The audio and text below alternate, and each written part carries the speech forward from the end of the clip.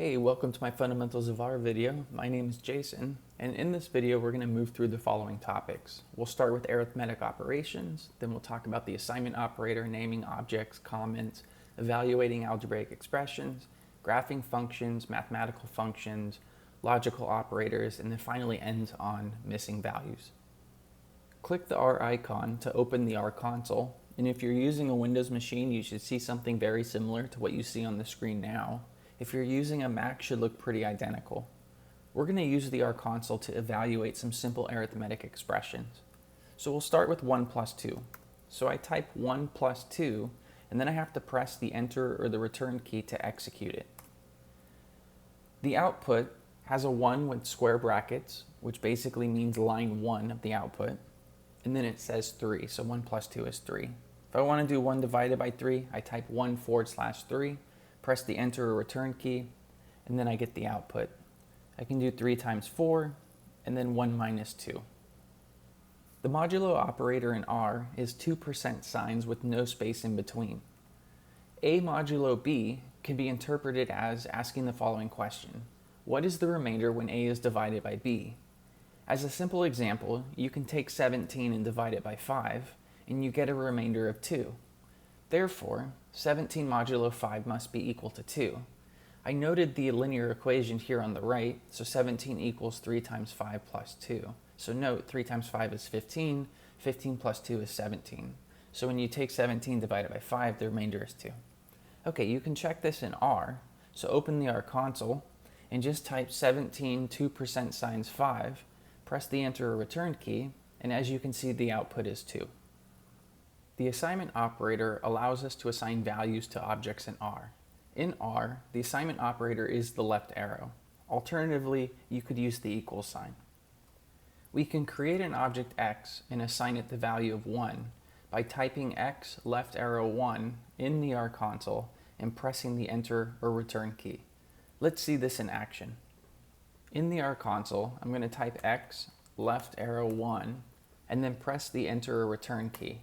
Now I've created an object X and assigned it the value of 1.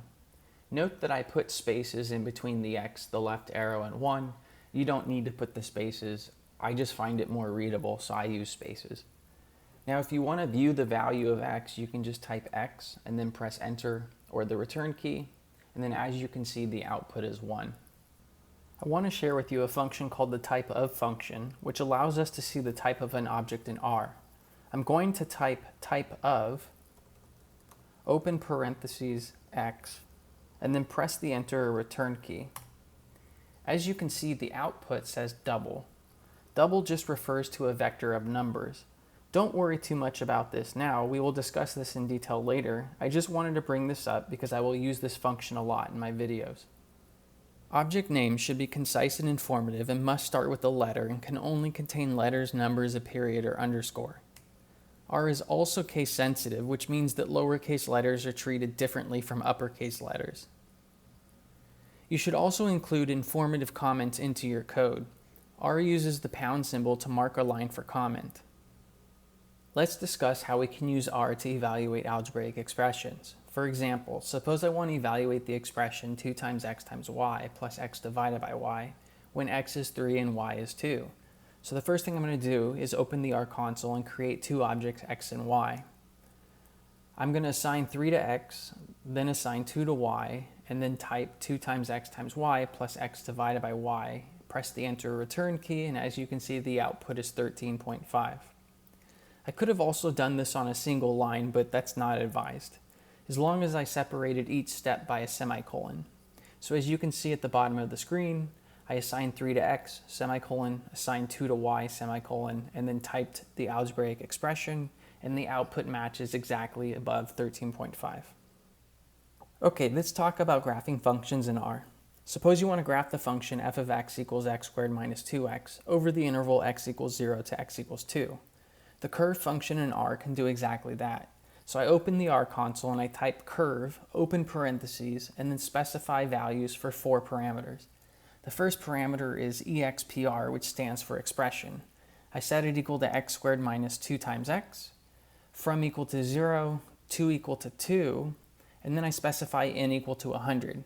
So that tells R to pick 100 points between 0 and 2 inclusively to evaluate the expression.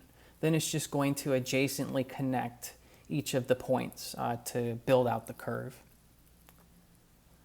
Okay, if you want to learn more about the curve function, you can type help parentheses curve into the R console and press enter or return to execute the command. And then you'll see a pop-up window which looks like what I have on the screen now. So it tells you that curve comes from the graphics package, which is on the top left of the screen. And then it has a description, so it draws a curve corresponding to a function over the interval from to 2. It tells you the usage and then the argument definitions below. So for example, if you look at the bottom, it defines in, it says it's an integer, the number of x values at which to evaluate. Just a quick comment, I didn't really like the way that the x squared minus 2x looked in the vertical axis label of the previous graph, so I'm just going to show you a quick way to make it look a little bit prettier.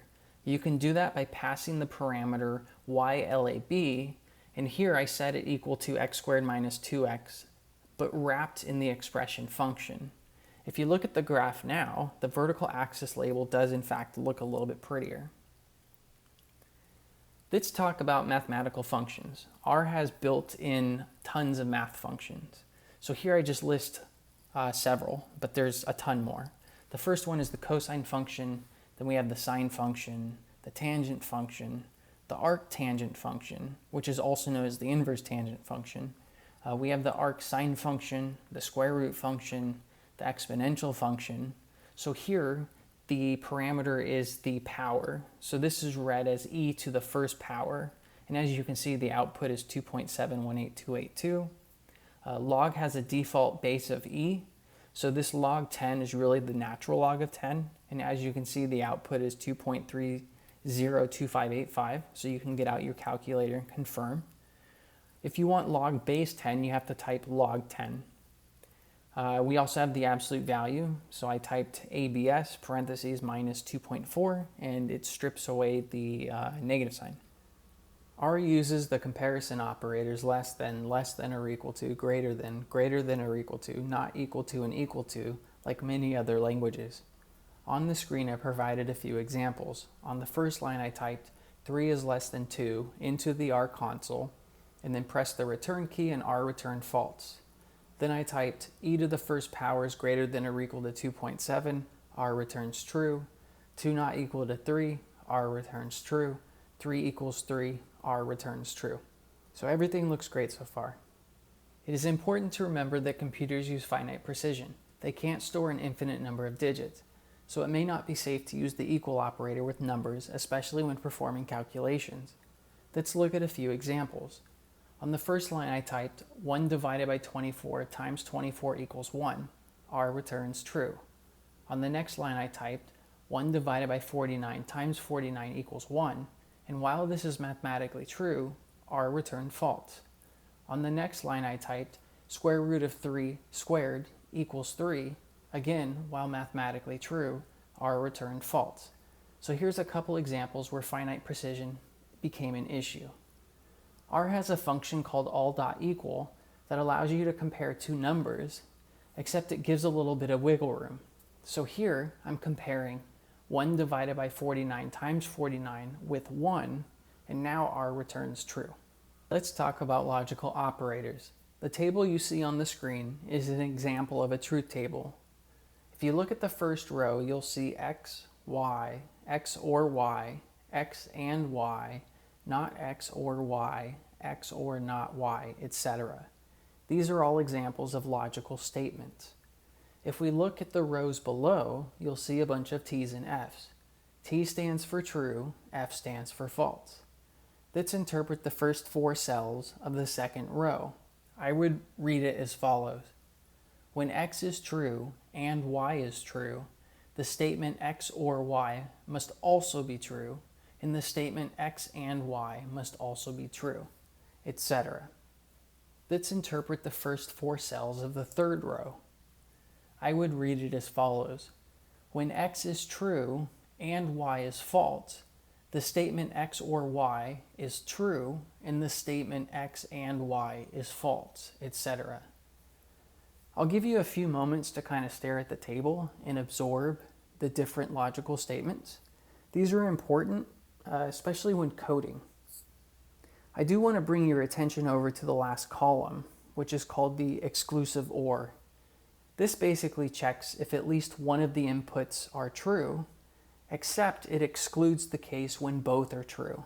So it will only return true when at least one is true but not both. You can confirm this by looking at the X column, the Y column, and then the exclusive OR column.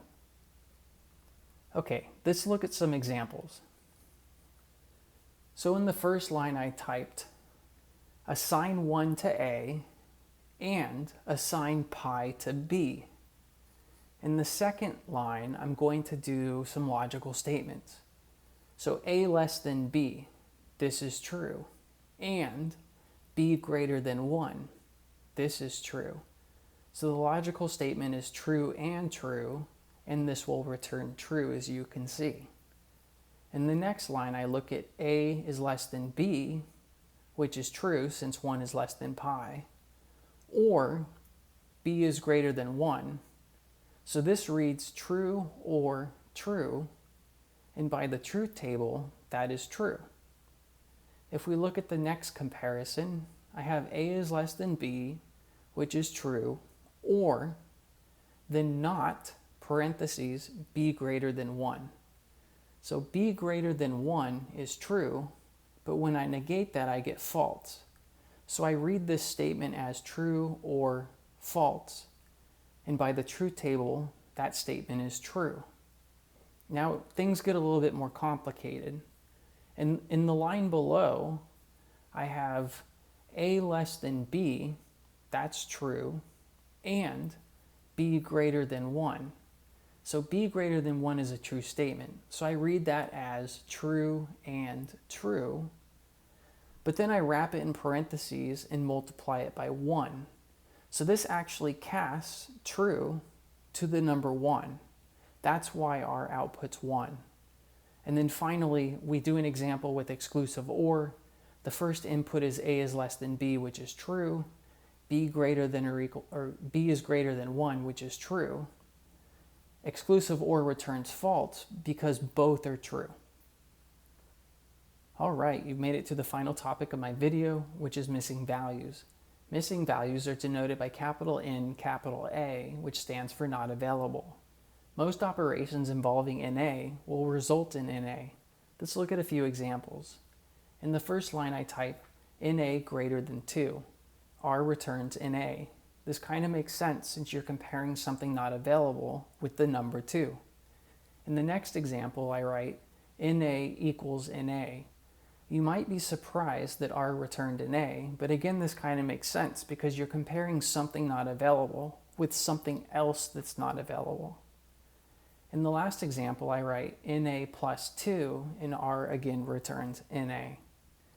If you want to check whether an object is missing its value, you use the function is.na. Let's look at an example. Is.na parentheses na, R returns true. I assign na to x and then check if x is na, R returns true. I want to thank you for watching my videos, and if you enjoy my videos, please subscribe to my channel. Take care, and hopefully I'll see you in the next video.